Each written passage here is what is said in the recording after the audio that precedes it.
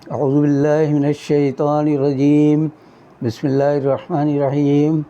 معزز خواتین و حضرات، آج گوشہ کمال کی 43ویں نشست یعنی نشست نمبر 43 ہے۔ ہمارا آج کا موضوع مختلف ہوگا اور اس میں 2-3 چیزیں ایک ساتھ آ رہی ہیں، اس لیے اسے متنوع آپ کہہ سکتے ہیں۔ میں آج کی گفتگو کا آغاز کر رہا ہوں روس کے مشہور فلسفی، ادیب، ناول نگار اور مفکر ٹالسٹائی سے۔ ٹالسٹائی جو ہے وہ اتنا بڑا مفکر تھا کہ آج اس کو گزرے ہوئے 150 سال کے قریب ہو چکے ہیں، لیکن اس کے مقام کا ادب میں جو تعین ہے وہ شاید بہت صدیوں تک کوئی دوسرا پورا نہ کر سکے۔ یہ روس کا فلسفی 1828 میں پیدا ہوا تھا اور اس کا انتقال 1910 میں ہوا، تو اس طرح اس نے تقریباً 80 سال کی عمر گزاری۔ اس عرصے میں اس نے بہت سی شاہکار کہانیاں لکھی، ناول لکھے، اور ان ناولوں پر فلمیں بھی کئی ایک بنی اس کی۔ ان ناولوں میں ٹالسٹائی کے، لیو ٹالسٹائی انگریزی میں کہتے ہیں اس کو، تو اس کے 2 ناول بہت مشہور ہوئے۔ ایک تھا وار اینڈ پیس یعنی جنگ اور امن، اور دوسرا تھا اینا کیرینینا، یہ ذرا مختلف ہے نام۔ تو یہ 2 ناول اس کے بہت مشہور ہوئے، اور وار اینڈ پیس کا تو شاید کئی صدیوں تک کوئی مقابلہ نہ کر سکے، اتنا زبردست ناول ہے اس کا یہ۔ تو اس کی کئی فلمیں بھی بنی۔ اس نے جنگ کے لیے 2 بڑے جنگجو یا بہادر عناصر کا ذکر کیا ہے، ایک ہے صبر اور ایک ہے وقت۔ کہتے ہیں 2 ایسے جنگجو ہیں کہ جو ہر چیز کا مقابلہ کر لیتے ہیں اور بالآخر فتح یاب ہوتے ہیں۔ کامیابی جو صبر کرتا ہے اور جو وقت کا انتظار کرتا ہے، بالآخر کامیابی اس کا نصیب ہوتی ہے۔ اس نے ایک اور بات کہی ہے کہ خوشحال خاندانوں کو آپ دیکھیں تو ان کی خوشیاں، ان کی مسرتیں، ان کے معاملات سب یکساں ہوتے ہیں، ایک جیسی ہوتی ہے خوشیاں، ایک ہی طرح کا انداز ہوتا ہے۔ لیکن غمگین، غریب اور بےکس لوگوں کا اگر آپ دیکھیں تو ہر ایک کا غم جدا ہوتا ہے، ہر ایک کی پریشانیاں جدا ہوتی ہیں۔ تو اس کا مطلب غریبوں کے مسائل وہ بدلتے بھی رہتے ہیں انسان سے انسان تک، لیکن امیروں کے ایک ہی جیسے معاملات ہوتے ہیں، ایک ہی جیسے مسائل ہوتے ہیں، ایک ہی جیسے ٹھاٹ باٹ ہوتے ہیں۔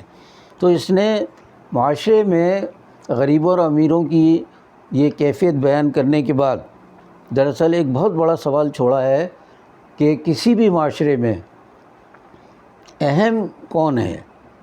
عوام اہم ہے یا برسر اقتدار طبقہ وہ اہم ہے، جنہیں ہم حکمران بھی کہہ سکتے ہیں؟ ان دونوں میں سے اہمیت کس کی ہے، اس کے ایک اقتباس سے آپ اندازہ کر لیجئے کہ کس کمال کی اس نے بات کہی ہے کہ جو رہتی دنیا تک اس حقیقت کو بدلنا کسی کے لیے ممکن نہیں ہوگا۔ اس نے کہا ہے، حکمرانوں اور عوام دونوں کو متنبع بھی کیا ساتھ ساتھ اس تحریر کے ذریعے، جس کا اقتباس میں پیش کر رہا ہوں۔ زبانی اتنا لمبا اقتباس میں نہیں کہہ سکتا، تو اپنی کتاب سے پیش کر رہا ہوں یہ۔ وہ کہتا ہے کہ اگر اچانک کسی وبائی مرض سے دنیا بھر کے تمام بادشاہ، نواب، راجے، مہاراجے، سیٹھ، ساہوکار، جاگیردار، زمیندار، امراء، رؤسا، سرمایہ دار، زردار، وکیل، بیرسٹر وغیرہ سب مر جائیں تو نظام عالم میں ذرہ برابر فرق نہیں پڑے گا، اس لیے کہ ان سب کا بدل موجود ہے۔ لیکن اسی قسم کی وبا سے متذکرہ بالا طبقے تو زندہ رہ جائیں، لیکن کسان، جولاہے، لوہار، بڑھئی، دھوبی، درزی، معمار، چمار، نائی، تیلی، بھنگی، گوالے، گدڑیے، کوچوان، مزدور، قلی وغیرہ، یہ اگر دنیا سے ناپید ہو جائیں، مر جائیں، ختم ہو جائیں، تو یہ دنیا جینے کے قابل نہیں رہے گی۔ آپ اندازہ کیجئے کہ اس نے جن طبقوں کا نام لیا ہے یہ کتنے اہم طبقے ہیں معاشرے کو قائم رکھنے کے لیے۔ ٹالسٹائی کا یہ کہنا ہے کہ یہ اگر نیچے والے طبقے کے لوگ دنیا سے چلے جائیں تو دنیا کا نظام قائم نہیں رہ سکتا۔ کوئی قرآن چلا جائے، کوئی امیر چلا جائے، کوئی وکیل چلا جائے تو دنیا قائم رہ سکتی ہے، اور دنیا جو ہے وہ جینے کے قابل نہیں رہے گی۔ ان جن کا بعد میں نے ذکر کیا ہے، اگر یہ دنیا سے چلے جائیں تو دنیا جینے کے قابل نہیں رہے گی اور دوزخ کا نمونہ بن جائے گی۔ بس اے صاحبان اقتدار و اختیار، ان اعمال سے باز آ جاؤ، ایسا نہ ہو کہ غضب الہی جوش میں آ جائے اور دونوں میں سے کسی ایک قسم کی وبا پھیل جائے تو ادنا طبقوں کا کوئی نقصان نہ ہوگا، اصل نقصان تو اعلیٰ طبقوں ہی کا ہوگا۔ یعنی بڑے طبقے جو ہیں ان کا نقصان ہوگا اور عوام تو کسی طرح اپنی زندگی گزار لیں گے۔ تو یہ وہ حالات ہیں جن کا ٹالسٹائی نے ذکر کیا ہے اپنی تحریروں میں۔ اب آپ دیکھیے کہ اس وقت جو ہم جن معاملات سے گزر رہے ہیں پاکستان کے لوگ خاص طور سے، وہ بنیادی ضروریات تک سے محروم ہو گئے ہیں۔ آٹا، روٹی اور سبزی، دودھ، دہی اور اس طرح کی ساری چیزیں ان کی پہنچ سے آہستہ آہستہ دور ہوتی جا رہی ہیں۔ خدا نہ کرے کہ وہ وقت آئے کہ ایک ایک روٹی کی خاطر جنگ ہونے لگے یہاں، اس لیے کہ مہنگائی نے ان سب کا بہت برا حال کر رکھا ہے۔ آپ ذرا اندازہ کیجئے کہ 1966 میں جب ملک میں پیپلز پارٹی کا اقتدار آیا تھا، بھٹو صاحب کو ایشیا کا رہنما کہتے ہیں اور پتہ نہیں ان کو کہ تیسری دنیا کا رہنما، لیکن ان کے دور سے آج تک 1966 سے آج تک لگا لیجیے کتنے سال ہو گئے ہیں، پیپلز پارٹی کئی بار حکومتوں میں آئی ہے، مرکزی حکومت میں بھی اور صوبائی حکومت میں تو آج تک ہے، صوبہ سندھ کی حکومت میں۔ اس نے نعرہ لگایا تھا روٹی، کپڑا اور مکان مانگ رہا ہے ہر انسان۔ گویا پیپلز پارٹی نے یہ دعویٰ کیا تھا، یہ وعدہ کیا تھا کہ ہم لوگوں کو روٹی، کپڑا اور مکان جو بہت بنیادی چیزیں ہیں یہ ہم فراہم کریں گے۔ اس وعدے کی تکمیل آج 2020 کے اواخر تک نہیں ہو سکی ہے، جب کہ اقتدار میں رہے اور ان کے اقتدار کے جو مزے ہیں، جو لوٹ کھسوٹ کی ہے، جو مال بنایا ہے، جو بیرون ملک ان کے اثاثے ہیں، ان سب کا اندازہ کریں تو پتہ چلے گا کہ روٹی، کپڑا، مکان دینے کی وجہ سب چھین کر اپنے عیش و اقتدار کے سارے سامان انہوں نے کیے۔ اب آتے ہیں ہم نواز شریف صاحب کے دور پر۔ شریف خاندان نے بھی عوام کی ہمدردی کے لیے پتہ نہیں کیا کیا دعوے، پتہ نہیں کیا کیا نعرے لگائے اور خوشحالی کے، لیکن ان کے دور میں بھی خوشحالی شریف خاندان اور اس کے ارد گرد کے حالی موالی لوگوں کو ہوئی ہے۔ اب آ جائیے موجودہ دور پر۔ موجودہ دور میں جو لوگ برسر اقتدار ہیں، انہوں نے تو اس قدر بلند بانگ دعوے کیے تھے کہ جیسے ان کے برسر اقتدار آتے ہی چند روز میں نیا پاکستان قائم ہوگا، جہاں ہر طرف خوشحالی ہوگی، نہ بے روزگاری ہوگی، نہ مہنگائی ہوگی، کچھ بھی نہیں ہوگا۔ لیکن آج تک یہ حضرات رونا رو رہے ہیں کہ جی پچھلی حکومتوں نے لوٹ کھایا، اس لیے اب ہم کیا کریں۔ بھائی ہم کیا کریں؟ آپ اقتدار میں آنے سے پہلے کیا کیا وعدے کر رہے تھے کہ ہم آتے ہی یہ کر دیں گے، وہ کر دیں، اب کہہ رہے ہیں ہم کیا کریں، 2 سال ہو گئے، ہمارے پاس تو خزانے میں پیسہ نہیں ہے، ہم تو بھیک مانگ مانگ کے بھی تھک گئے پوری دنیا سے۔ تو آپ ذرا اندازہ کیجئے کہ تمام تر اقتدار و اختیارات ان کے پاس ہے، ساری مقتدر قوتیں مقامی اور بین الاقوامی ان کی پشت پر ہیں، اس کے باوجود یہ عوام کا کوئی ایک مسئلہ حل نہیں کر سکیں۔ آٹے کے بحران کا جو کارنامہ انہوں نے انجام دیا ہے وہ تو بڑا شاہکار ہے۔ پاکستان کی کسی حکومت کے دور میں آٹے کی اس طرح قلت نہیں، اس طرح گرانی یا مہنگائی نہیں ہوئی ہے، اور وجہ ساری یہ ہے کہ وہ سارے ایوان اقتدار میں بیٹھے ہوئے ہیں جنہوں نے آٹے اور چینی کا بحران پیدا کیا۔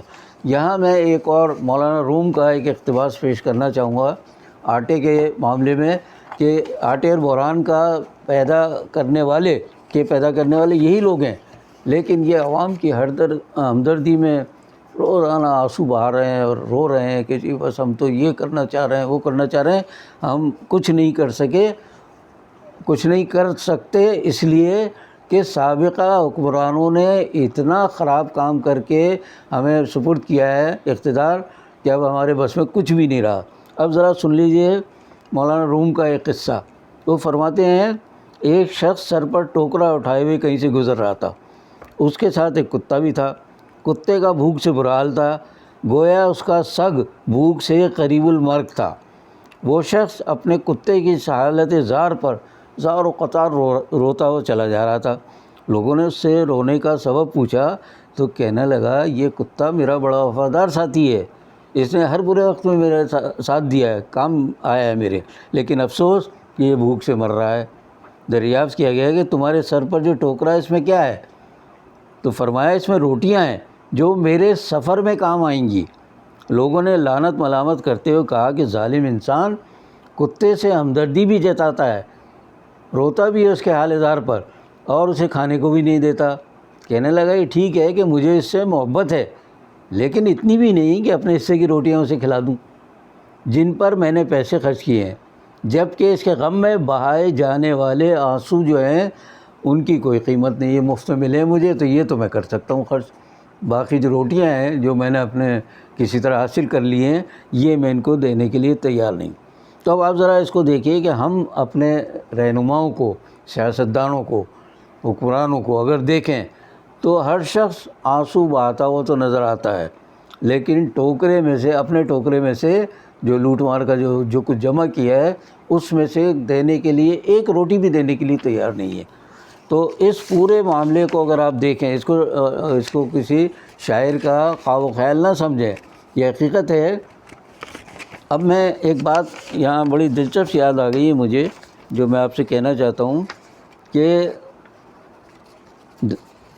اگر آپ غور کریں انسانی تاریخ پر تو انسانی تاریخ کا ابتدائی دور یاد کیجیے۔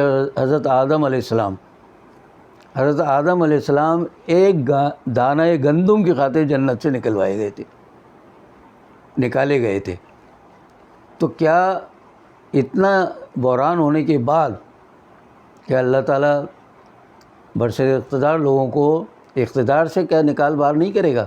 ایک دانہ گندم کی خاطر حضرت آدم جنت سے نکالے گئے ہیں، تو اقتدار سے بے دخل ہونے میں کسی کو کیا دیر لگتی ہے؟ ایک اگر جھپٹا آیا کہیں سے اوپر سے اللہ کے یہاں سے تو یہ کہیں کے نہ رہیں گے ان کو، اور ان کی مدد کرنے والے شیطان بھی ان کے پاس نہیں آئیں گے، پھر وہ بھی دور سے اس کو سلام کریں گے۔ اس لیے کہ دیکھیں نا، حضرت آدم علیہ السلام کو بھی شیطان نے نہیں بچایا، ان کو جو برسر اقتدار لائے ہیں وہ شیطان بھی کہیں دور دور بھاگتے ہوئے نظر آئیں گے اور ہاتھ اٹھا لیں گے ان کے سر سے۔ آج آپ دیکھیے کہ بجلی اور گیس کی چیرہ دستیاں اتنی زیادہ ہیں عوام میں، ان کے بل بڑھتے جا رہے ہیں، بغیر میٹر دیکھے ہوئے بل بھیجتے ہیں اور اس کے بعد اصرار کرتے ہیں کہ نہیں یہ تو آپ کو ادا کرنے پڑیں گے۔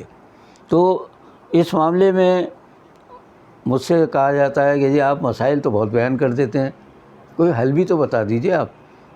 تو آج میں دل پر جبر کر کے ایک حل بتا رہا ہوں کہ بجلی کا جو بحران پیدا کر رہے ہیں، آج سے نہیں کئی عشروں سے، یہ سب اقتدار میں شامل لوگوں کے ساتھ مل کر رہے ہیں۔ تو ان کا واحد علاج میری نظر میں یہ ہے کہ ان کے لیے بجلی کی کرسیاں بنوائی جائیں اور بٹن آن کر کے اور ان کو بٹھا کر بٹن آن کر دیا جائے، تو دیکھیں ان کو جو جھٹکے لگیں گے تو انہیں پتہ چلے گا کہ عوام کو بلوں کے جو جھٹکے لگ رہے ہیں اور جو مہنگائی کے جھٹکے لگ رہے ہیں وہ کیا ہو سکتے ہیں۔ تو ایک علاج تو ان کا ہی ہے۔ اب رہا گیس والوں کا، گیس والوں نے جو تباہی مچا رکھی ہے اس وقت ملک میں، وہ کم از کم مہذب معاشرہ تو اس کا تصور بھی نہیں کر سکتا۔ بغیر گیس خرچ کیے ہوئے بل تو میرے گھر پر بھی آ رہے ہیں اب تک۔ تو اندازہ کریں کہ یہ، اور میں اللہ کے فضل سے پوری زندگی میری یہ رہی کہ کہیں کسی شعبے کا، گورنمنٹ کے کسی ادارے کا میں نے ایک پیسہ نہیں روکا، بر وقت ادائیگی میرا ہمیشہ سے طرح امتیاز رہا ہے۔ تو اب گیس والوں کا علاج بھی اب میں بتا دیتا ہوں، بہت اچھا علاج ہے کہ گیس کا ایک الاؤ دکھایا جائے زبردست قسم کا، اور جو ذمہ دار ہیں عوام کو گیس کے مشکلات میں یا بلوں کے زیادہ کرنے میں ملوث ہیں، ان سب کو اس میں ڈال دیا جائے الاؤ میں، اس سے سوا کوئی علاج نہیں ہے۔ اب ہم مثال دے سکتے ہیں کہ حضرت ابراہیم علیہ السلام کو جب فرعون کے حکم، نمرود کے حکم پر جب الاؤ میں ڈالا گیا تھا، تو حضرت ابراہیم متقی، پرہیزگار، اللہ والے، اللہ پر یقین رکھنے والے، اور ان کا کوئی قصور بھی نہیں تھا، تو اللہ نے ان کے لیے آگ کو گلزار بنا دیا۔ یہ اگر اتنی نیک ہیں جو عوام کی خدمت کے دعوے کر رہے ہیں اور ان کی زندگی کو مشکل بنا رہے ہیں، ان کا جینا حرام کیے ہوئے ہیں، یہ بھی اگر نیک ہیں اپنے آپ کے، تو آگ کے الاؤ سے یہ بھی نکل آئیں گے۔ ذرا ایک بار ان کو ڈال کر دیکھ لیجئے۔ لیکن پھر وہی سوال کہ ان کو کون ڈالے گا؟ جو لوگ ان کی سرپرستی کر رہے ہیں وہ خود اپنا حصہ بٹور رہے ہیں، تو ان کو کوئی ڈالنے والا بھی نہیں۔ بس اللہ کی طرف سے بھی اللہ کی طرف سے ہی کبھی عذاب آئے گا تو ان سے عوام کی، ملک کی جان چھوٹے گی۔ واللہ عالم بالصواب۔ آج کے لیے اتنا ہی۔ آخر میں پھر وہی جملہ دہراتا ہوں کہ اگر آپ اس گوشہ کمال کو کچھ مفید پاتے ہیں تو اسے سبسکرائب کریں، لائک کریں، شیئر کریں اور گھنٹی کا بٹن دبائیں۔ باقی بشرط زندگی باقی۔